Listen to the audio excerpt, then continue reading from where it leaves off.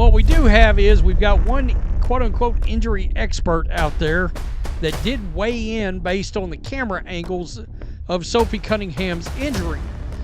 We've also got a very interesting picture that has emerged with Bria Hartley smiling and laughing over this incident of Sophie Cunningham being hurt. What I think looking at the injury mechanism in terms of potential severity, and then touch on whether or not I think this really should be a concern about the intentionality of this play.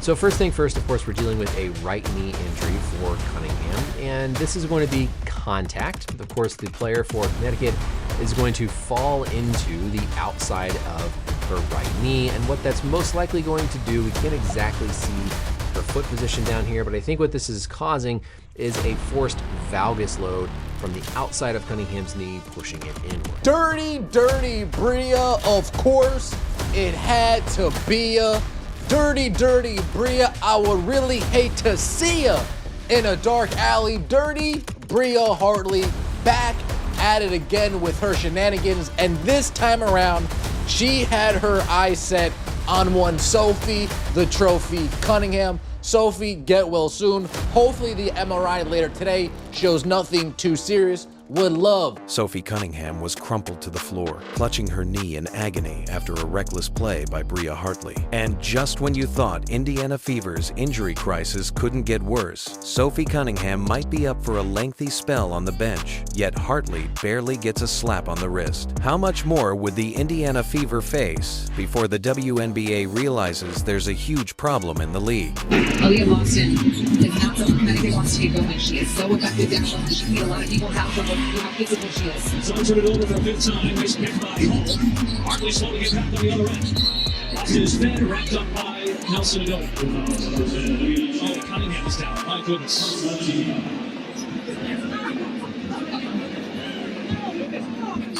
Before we go on, don't forget to like and subscribe to our YouTube channel so you don't miss out on our videos. On Sunday, the 17th of August at Mohegan Sun Arena, the Fever were battling the Connecticut Sun in a high-stakes matchup, and they were already missing several key players, especially Caitlin Clark. With 8:04 left in the second quarter, Bria Hartley charged toward the basket, made a pass, and lost her balance. Instead of pulling up, she barreled into Cunningham's right leg, her momentum driving her full force into Cunningham's knee. The Fever guard hit the floor hard, writhing in pain, her screams cutting through the arena's roar. She was helped off the court, a towel draped over her head, and ruled out for the game with a right knee injury. What this is going to do is potentially cause a number of injuries to the inner medial side of Cunningham's knee from this forced external valgus load pushing the knee inward. An MRI was scheduled for the next day, leaving fans and teammates holding their breath. But here's where it gets even crazier. Cunningham's family didn't hold back, blasting Hartley as mean and out of control, and accusing the WNBA of failing to protect its players. After Caitlin Clark got slammed to the ground, and then this chick. I mean, really? Unbelievable. Cunningham's sister, Lindsay, took to social media, posting, WNBA. Maybe you should focus less on fining players for commenting on your poor officiating and more about hiring officials that are able to call a consistent game and protect your athletes. Her mother, Paula, went further, calling Hartley a disgruntled player who plays out of control in a now deleted post. The outrage wasn't just personal. It tapped into a growing frustration among Fever fans and players alike. And you'll never guess how it ends, because this incident is just the latest in a string of events that have Clark and Cunningham reportedly questioning their future in the league. What would you have done? Let us know in the comments section below. Let's be honest, when it comes to popularity and fandom, y'all can't carry Caitlin Clark or Sophie Cunningham's water. Y'all can't carry their water. Nobody knows who the hell y'all are if it wasn't for your dirty, cheap shots. This wasn't an isolated incident. The Indiana Fever have been under siege all season, with Clark and Cunningham bearing the brunt of overly physical play. Clark, the WNBA's golden child and a rookie sensation, has been sidelined since mid-July with a groin injury, missing 13 consecutive games by the 17th of August. Cunningham, who stepped up as a key rotation player in Clark's absence, was averaging 8.6 points and 3.5 rebounds before her injury, with a standout post all-star all-star break performance of 12.2 points on 55.1% shooting. But the physical toll on both players has been relentless, and the league's response, or lack thereof, has fans and analysts screaming foul. In a scary moment, as went to commercial, Sophie Cunningham hit the floor hard, and she's being held off the floor, heading back to the locker room. This is the play that just occurred. It's like she tries to slide over right there, and Hartley just kind of falls and makes collision with that lower leg. You see her immediately grab it. And she went down hard and was clearly in a lot of pain. Cunningham, a big, she is so effective down low. This refereeing is strange because in basketball, a foul is any illegal physical contact that impedes a player's movement or endangers their safety. Common fouls include blocking, charging, or tripping, but flagrant fouls, or those deemed excessive or unnecessary, carry heavier penalties, like free throws or ejection. Hartley throwing herself on Cunningham should have been reviewed as a potential flagrant foul because Hartley's momentum carried her into Cunningham's planted leg, a dangerous play that could have been called as unnecessary contact, a flagrant 1, or even a flagrant 2 for being excessive and dangerous under basketball rules. Yet the refs made no such call. So it appears that there are basketball rules, then there are WNBA rules. Aaliyah Boston is not someone Connecticut wants to get going. She is so effective down low, and she can get a lot of people in foul trouble with how physical she is. Sun turn it over for a 5th time. Nice pick by Hull. Hartley slow to get back on the other end. Boston is fed, wrapped up by Nelson Adoni. Oh, and Cunningham is down. My goodness.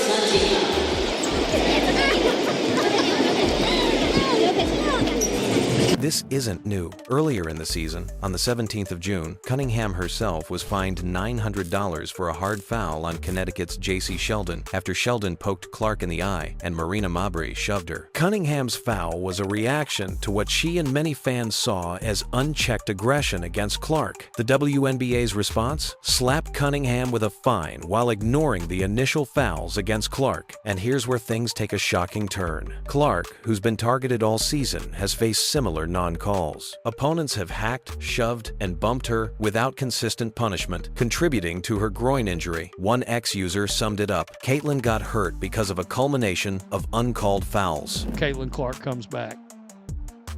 The Fever and in the league doesn't deserve my eyeballs until Caitlin Clark comes back. If you support Sophie Cunningham, type "get well soon" in the comments section below. So, why won't Clark and Cunningham consider leaving the WNBA? It's not just about one bad play, it's about a league that seems to turn a blind eye to its stars getting battered. Clark, the number 1 overall pick in 2024, has been a lightning rod for physical play. Her rookie season saw her limited to just 13 games in 2025 due to 3 separate soft tissue injuries, including the groin issue that's kept her out since July. The Fever's roster is decimated, with guards Ari McDonald out with a broken foot and Sydney Colson's torn ACL. They're both out for the season. Cunningham's injury is just the latest blow, leaving Kelsey Mitchell and Lexi Hull as the only healthy guards alongside emergency signings like Odyssey Sims. Bria Hartley is a dirty player. There's no other way to slice this cake. There's no other way to explain what we've seen from Bria Hartley so far this season. Grabbing Angel Reese's ponytail, what are we, in preschool? Body checking Skylar Diggins in the open court, what are we doing? Clawing at Rebecca Allen, leaving marks on her shoulder, leaving blood dripping down from her hand. And now what do? The stats paint a grim picture. The Fever, sitting at 19-16 and 7th in the standings, are clinging to a playoff spot with 9 games left. But without Clark and now Cunningham, their chances are dwindling. More than that, the physical toll is unsustainable. Clark's injuries have forced her into uncharted territory she's never missed significant time in college or her first WNBA season. On the Bird's Eye View podcast, she admitted, "I've never been through anything like this. It's probably been a challenge, because when I was first feeling pain, I didn't understand it." Cunningham, meanwhile, has been fined multiple times for speaking out against the same officiating failures that led to her injury. $500 for a TikTok criticizing refs, $1,500 for her comments on a podcast, and $900 for the Sheldon foul. This type of mechanism, it just didn't seem like the exact right combination of forces compared to what we will typically see for a contact ACL injury. Now, the second part of this is this question of what's going on with like player safety. Was this intentional? Is the WNBA not doing a good enough job of protecting their players? I think it was Cunningham's sister put out a tweet on X about protect our players, like this was an intentional thing that the official should have prevented. I will be honest, watching this video replay, there's nothing to me that screams intentional here. To me, this is a player who's coming in for a drive, they stop.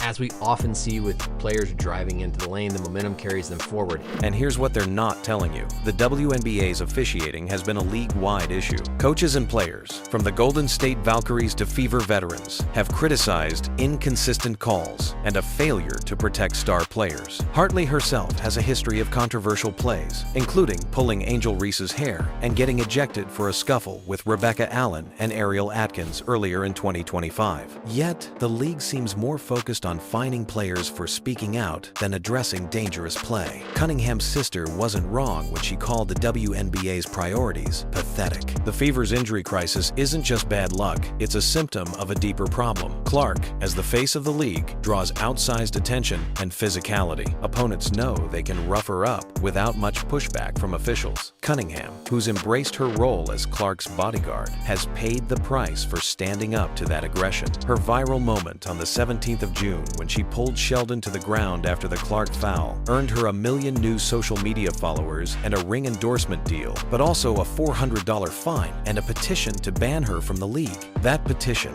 with nearly 200 signatures, called her actions unsportsmanlike and a threat to the WNBA's integrity. But Fever fans see it differently. Cunningham's the hero, standing up for a league that won't protect its own. She's being helped off the floor, heading back to the locker room. This is the play that just occurred. Looks like she tries to slide over right there, and Hartley just kind of falls and makes collision with that lower leg. You see her immediately grab it. And she went down hard and was clearly in a lot of pain. Cunningham, a big leader. And this is where things go completely off the rails. The narrative around Clark and Cunningham's potential exit isn't just about injuries, it's about respect. Clark's meteoric rise has brought unprecedented attention to the WNBA, with her games driving record viewership. Yet, she's been met with hostility, from uncalled fouls to social media vitriol labeling her overrated. Cunningham, a farm-raised black belt who's become a fan favorite for her grit, has been targeted for her loyalty to Clark, earning her the nickname MAGA Barbie from some fans, even though she has never publicly shared her political views. The league's failure to shield its stars from physical and verbal attacks is pushing them toward a breaking point. Arena, scary moment as we went to commercial. Sophie Cunningham hit the floor hard, and she's being helped off the floor, heading back to the locker room. This is the play that just occurred. Looks like she tries to slide over right there, and Hartley just kind of falls and makes collision with that lower leg. You see her immediately grab it.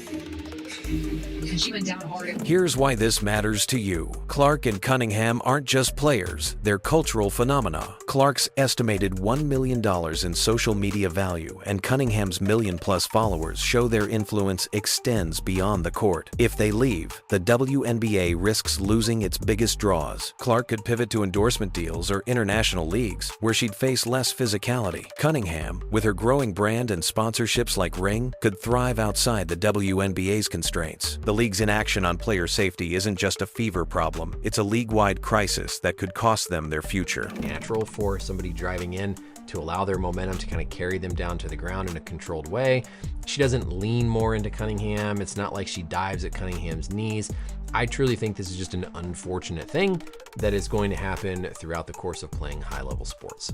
So again, in summer here, the things that I'm going to be thinking about. Remember, we've got this forced valgus load from the outside of the knee. Yes, something like an ACL tear would be the worst case scenario and could have happened with this mechanism, but I think more likely we're dealing with potentially an injury to the MCL ligament on the inside of the knee, maybe a patella dislocation. And also remember, right, you've got a fibula bone is sitting there on the outside of the knee. You could have enough trauma to that fibula bone to cause a fracture. But what happens next will change everything. Fever fans are calling for Clark to sit out the rest of 2025 to avoid further injury, with some even suggesting a roster rebuild. Social media posts reflect the frustration. This was the final nail nail in the coffin of Caitlin Clark not returning this season, one user wrote. Another added, if Sophie is out for the season, there is zero reason to bring Caitlin back. Cunningham, meanwhile, has stayed defiant, hyping teammate Kelsey Mitchell's 38-point performance against the Sun on social media despite her own pain. But what happens next will change everything. Fever fans are calling for Clark to sit out the rest of 2025 to avoid further injury, with some even suggesting a roster rebuild. Social media posts reflect the frustration. This was the final nail in the coffin of Caitlin Clark not returning this season, one user wrote. Another added,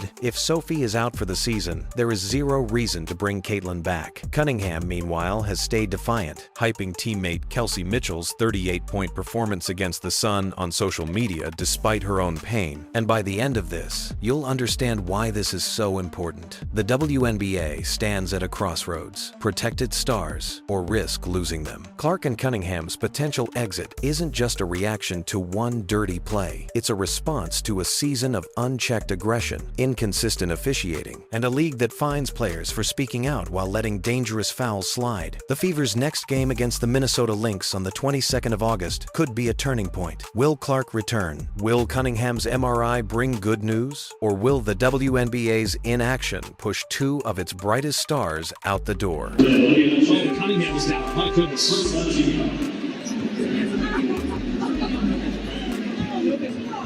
The league's response in the coming weeks will decide whether Clark and Cunningham stay or walk away for good, leaving the WNBA to grapple with its own failures. But how will the Fever cope with so much loss this season? Do you think they will make the playoffs? Let's know what you think in the comments section below.